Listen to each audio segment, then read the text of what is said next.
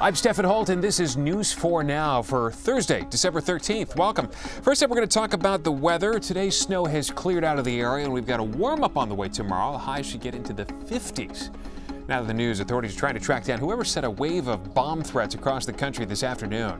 Dozens of places in New York City got the emailed threats. The NYPD says all of them demanded a Bitcoin ransom.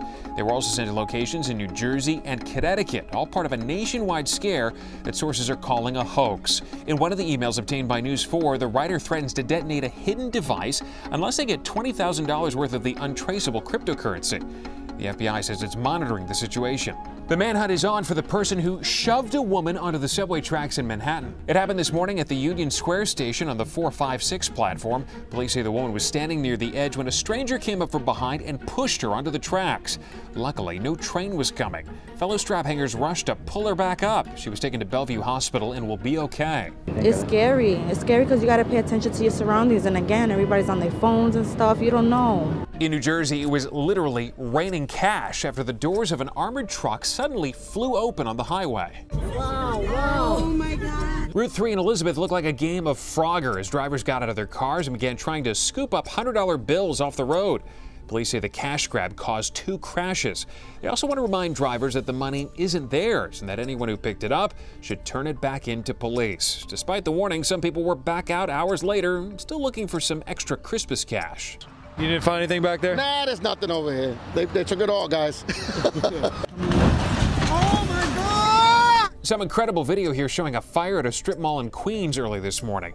A dozen people were hurt, including 7 firefighters. It's not clear what sparked the blaze, which destroyed 7 buildings and triggered an explosion. I heard the explosion, I felt the explosion, and it was terrifying. And finally, she hasn't even been seated in Congress yet, but New York's Alexandria Ocasio-Cortez is having to shut down calls for her to run for president in 2020. A writer for Vox laid out his case for the representative-elect to run, but she tweeted back, "How about no?" Sometimes political media is too fixated on personalities. In any case, the Constitution requires presidents to be at least 35. Ocasio-Cortez is only 29. That's all for News 4 Now. Stick around after this for a full report on those bomb threats across the country.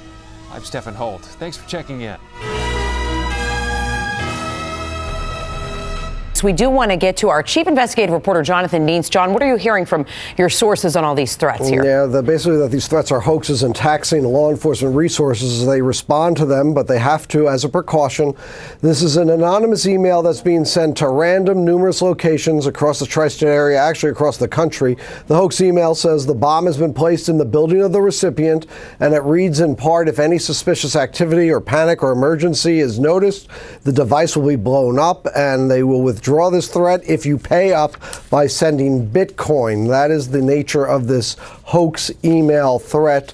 Again, more than a dozen in New York, others in New Jersey, Connecticut, and again, just fanning out across the country.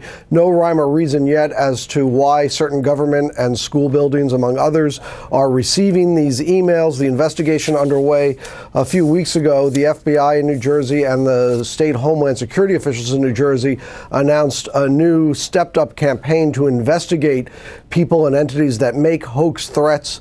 And you can bet the FBI and Homeland Security officials now looking into who sent this anonymous email to try to track them down and prosecute them for causing what appear to be these bogus scares. In the newsroom, Jonathan Deans, News 4 New York.